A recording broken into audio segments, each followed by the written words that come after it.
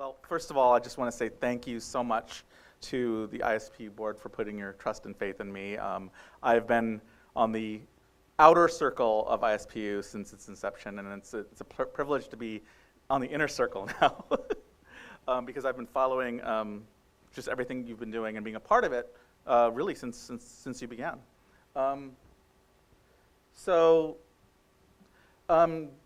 It's hard to start this without kind of acknowledging the elephant in the room. Yet again, we faced some tragedies that really affect us in multiple ways, more so than most people. And it's been a weird year, to say the least. But this is not something new to us.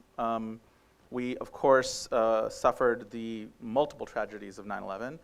And out of that came a unique point for Muslims in America. It was an opportunity for us to make a decision. Were we going to let people define who we were, whether those people be those who hate us or those who act in our name in certain ways, or were we going to double down on our identity and define it for us? And that actually proved for a lot of people in this room to be a unique opportunity. Very few people get the chance to take an entire community, especially one as large and diverse as the American Muslim community, and shape it, and mold it, and accelerate it, and do all sorts of amazing things with it, as we did. And we really had a boost, a fire put under us, really, to do just that. And as much as we reflect on the events of this last week and the events of the last 15 years, I remain an optimist. I remain someone who is not just proud of what we've been able to do in the last 15 years, but excited about the potential. I always wonder with my children, I look at my children, are they going to carry Islam around over their shoulder like a load of bricks, or is it going to be like balloons that lift them up? And I think it really comes down to this. The reality is something really compelling. And if we can just tell those stories, and through those stories inspire other people to do some of the amazing things that a lot of the people in this room have done and a lot of the people out there have done, I think we will get to that place where our neighbors are proud of us. We're told that we're not Muslim unless our neighbors feel safe from us, and so that means we have a lot of work to do, right? But I know we have it in us to do that. So, as I've said, there's many, many stories out there. I have multiple stories to tell. I can't really tell them all tonight, but I'm going to focus on 3 stories. 3 projects, initiatives that I've done over the last 15 years that helped shape who I am, and I hope helped shape this community. And I hope you can take from that some inspiration and some confidence and walk out of this door feeling that you really are part of a blessed community, because you are. So, I want to start with the first story, which is about speaking for ourselves. So those of you who remember in the days after 9/11, we really were at the mercy of the media. People talked about us very anthropologically. They talked about us, we were like zoo animals in a cage. They would guess at what we think. They would say, they would guess at what motivates us. No one would ever ask us.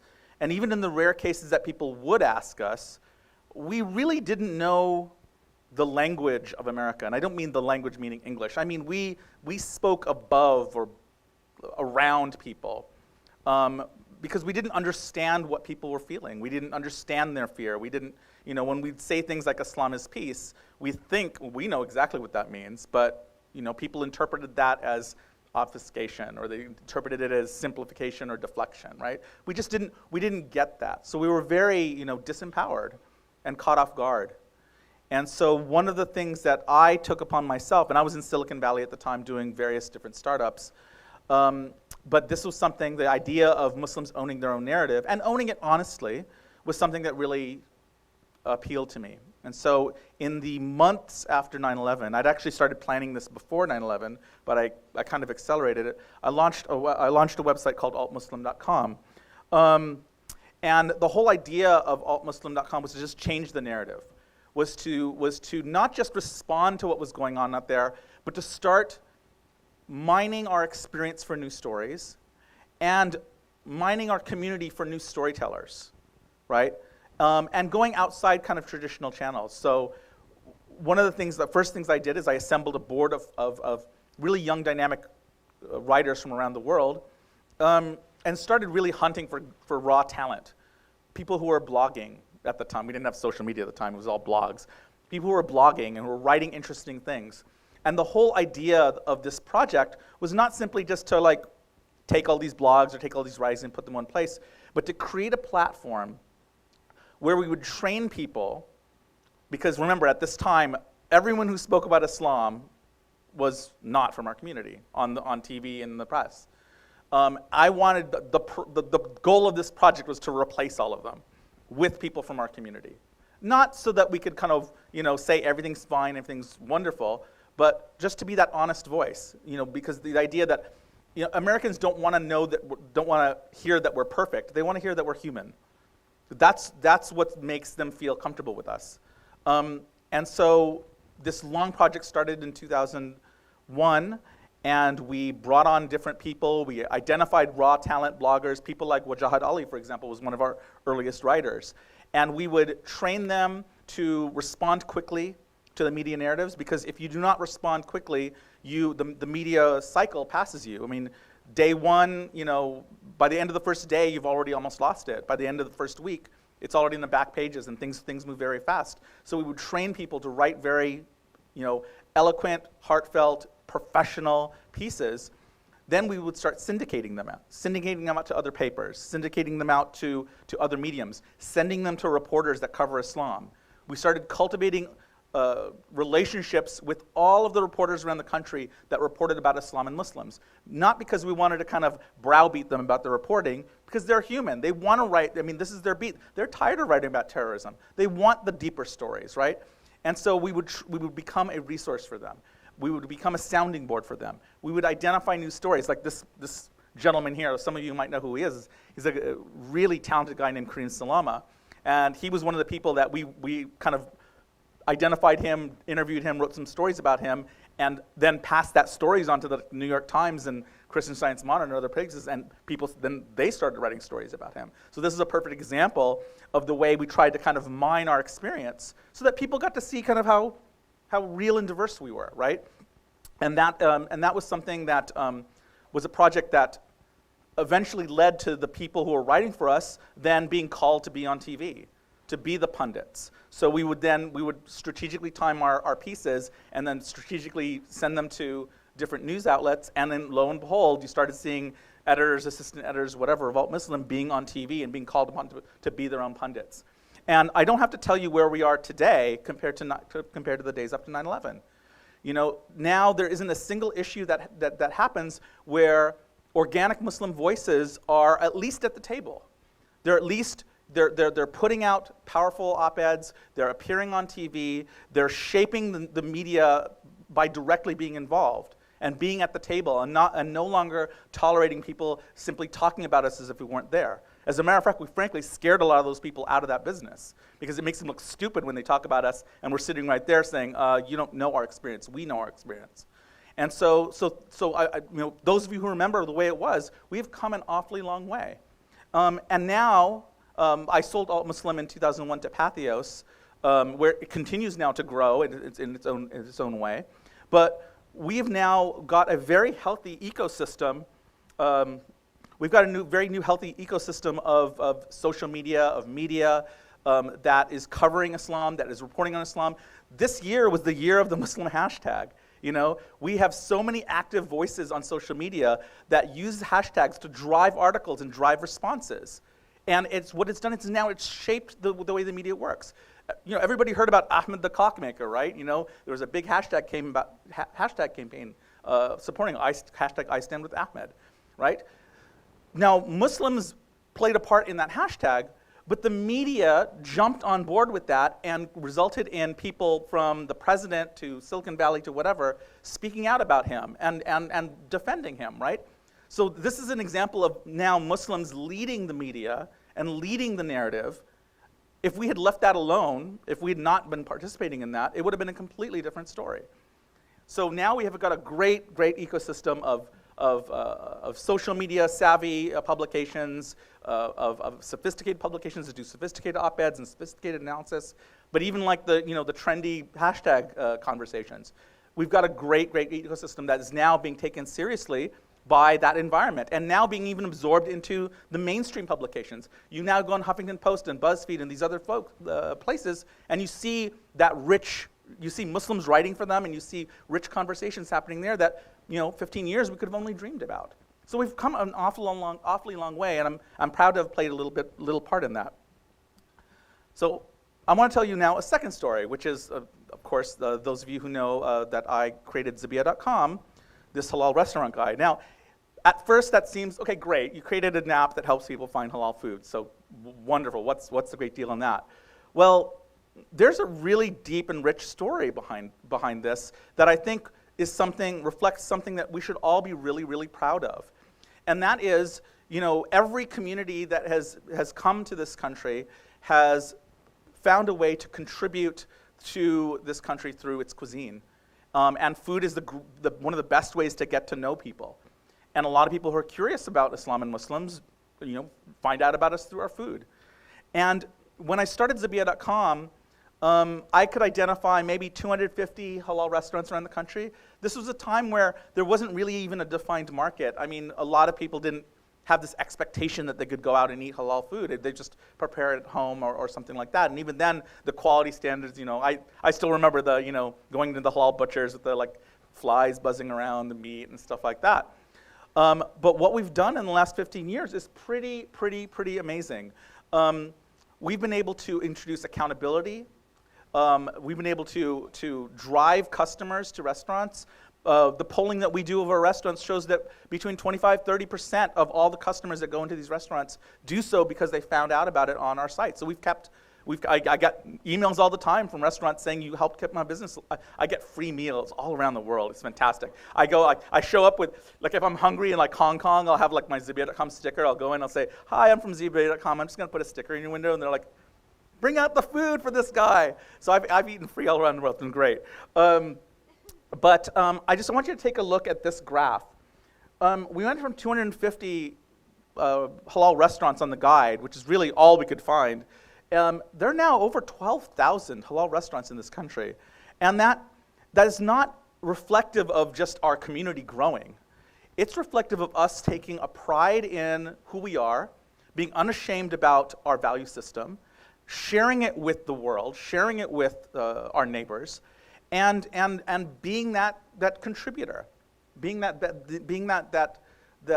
at the table, so to speak. And coming along with that, we've had increases in quality, increases in diversity. We've had a huge number of the people that use Zabiya.com are not even Muslim. They simply use it because they find interesting and new things that they wouldn't find elsewhere. And one of the if you think about where we were and where we're going, how many of you have heard of Saffron Road halal cuisine, the frozen entrees that you find? So I want to tell you a story about Saffron Road. The only reason, full disclosure, I was a founding board member of Saffron Road, and they pulled me on board because Zabiya.com has the data that allowed them to grow. Because what we did is we went to Whole Foods, the first national carrier to carry Saffron Road. We took all the data that we got from Zabiya.com, which proved that there was a significant market for halal cuisine. Whole Foods looked at it, and they were quoted in the New York Times. Errol Schweitzer, who was one of the VPs at Whole Foods, was quoted in the New York Times as saying, it was like there was $1 million on the ground and no one was picking it up. This was Muslims owning their economy, driving their economy, proving that it had worth, and it was the first, Saffron Road was the first entree Whole Foods ever put on their shelves without tasting it first. Simply because they knew there was a market, right? And it's gone on there now from zero in revenue to tens of millions in revenues, the fastest growing ethnic entree in America now. Now you can find it in 8,000 grocery stores around America. And that is a sign of how far we've come. One other thing that you might, this is kind of now really where it's come. If those of you are familiar with the Halal Guys, it was a food cart in New York. the same franchisor that grew Five Guys from 5 stores in the DC area to 2,000 restaurants around America, cleared his plate off, signed up with these guys, and they're now opening over 1,000 restaurants, brick and mortar restaurants around the country, called the Halal Guys, fully halal, everywhere in the country, and unabashedly halal. So now this is now mainstream. This is now, we're going from the corner shops and the small little kebab places or whatever to mainstream middle America. You're now at the table with the pizza and the Chinese food and whatever. And this is happening now. And they've actually opened up their first few stores. They've had lines around the block in Chicago and in LA. And the rollouts are continuing in a great way. And one of the ways that we're doing this is that we're defining halal in a way that's universally acceptable. It's a 1,400-year-old ethical tradition which teaches thankfulness and respect for the earth. These are ways to describe our values that are very universal, that people can buy into no matter what their faith, right? So that's a tremendous amount of progress to go in 15 years. And I'm really proud of it, and I'm proud to continue working with Zabia.com. So now on to my third story. So I'm an entrepreneur by heart. I kind of cut my teeth in Silicon Valley doing starting and failing multiple startups, which is something to be proud of as an entrepreneur. You own your failures. But alhamdulillah, I've had a lot of success. And for those of you who don't know, I was also at the State Department. I was a State Department senior advisor for a few years, so I kind of took some time off of entrepreneurship. But when I left there, I wanted to marry my love for entrepreneurship with the fact that I believe wholeheartedly that there's something in our tradition and our value system that is of benefit for humanity. And that we have talent globally, we have capital that's uninvested in this kind of economy, and we have a market of, just if you're looking at Muslim youth around the world, over 500 million that are upwardly mobile, that are proud of their identity, that are increasingly thinking and acting like each other, especially in the days of social media. And there's an opportunity here to show the world that there's something really big and dynamic here. So together with an old colleague of mine from government, we created something called Affinis Labs, which is actually a startup accelerator incubator in the DC area. And we do a couple of things, because the first thing that we do is we're trying to seed innovation in Muslim communities. And so we hold these hackathons around the world. What are hackathons? Hackathons are when you bring talented people together for like 3 days. You give them resources and food and mentors and things like that. You apply a lot of pressure to solve a certain problem, and something amazing comes out, usually. And so we apply these on multiple different levels. Some of them are to solve social challenges. So this is, for example, is a picture of something we did in Abu Dhabi back in April called the Hackathon. And what the challenge question for this was, how do you take traditional Islamic scholarship and translate it for the Twitter generation, the social media generation, the generation that is used to 140 characters, that's used to sharing graphics and imagery. We know that's what the other side does, but on our side, there's just a lot of scholars kind of talking in YouTube for an hour, and it's not really digestible for this generation. And so we brought on 5 teams, and we really truly challenged them. What we do also is we raise money to fund the winner before knowing what the winner is. And we actually have them compete. We live stream the contest. We have the world vote on the winners. We have no control over what it is they come up with. And we guarantee that the winner is going to get built. So we actually had a winner of this. It was actually an app called Champions of Islam that highlighted Muslim role models. Where's Chris? I got to point out Chris Blavel. Where is he? There he is. Chris did a fantastic job of spearheading this team, and he was part of that winning team. And really, you've got, like I said, you've got treasures and talent here. It was an app that helped showcase role models that exhibit prophetic virtues. And they could be famous people, or they could be people you know in your neighborhood. But it was a way of getting, again, these stories, these narratives out there so that people could own them and be proud of them.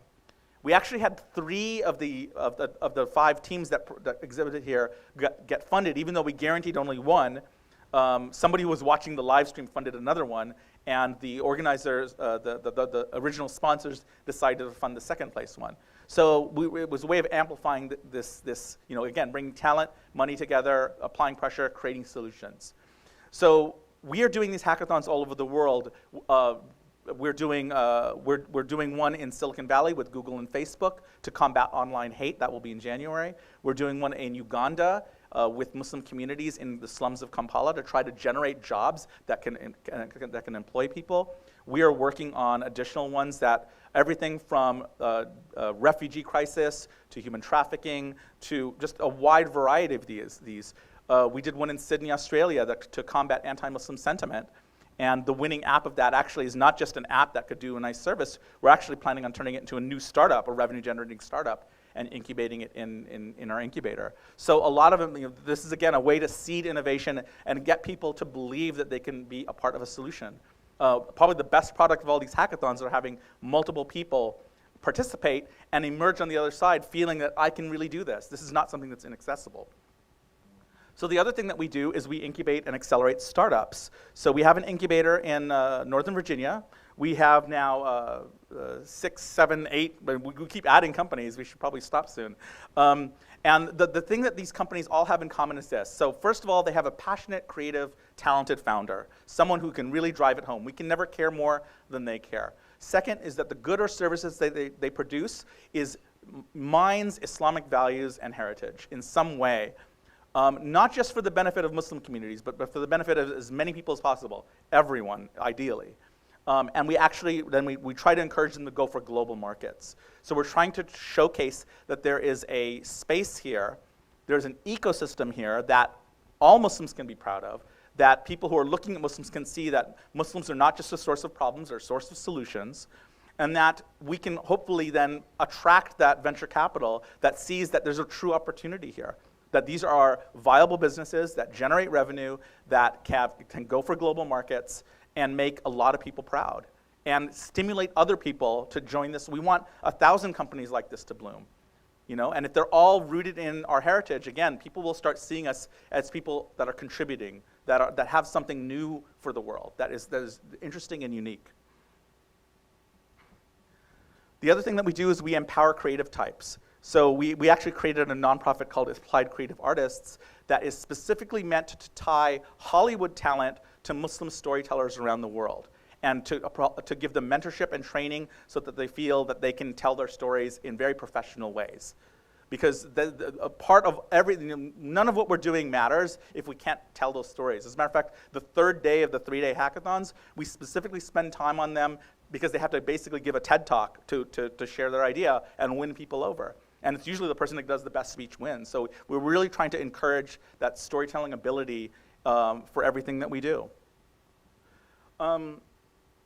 So where do we go from here? So I've given you 3 examples of things that I've been doing for the last 15 years. And there's still a lot of people there that feel kind of weighed down by our position.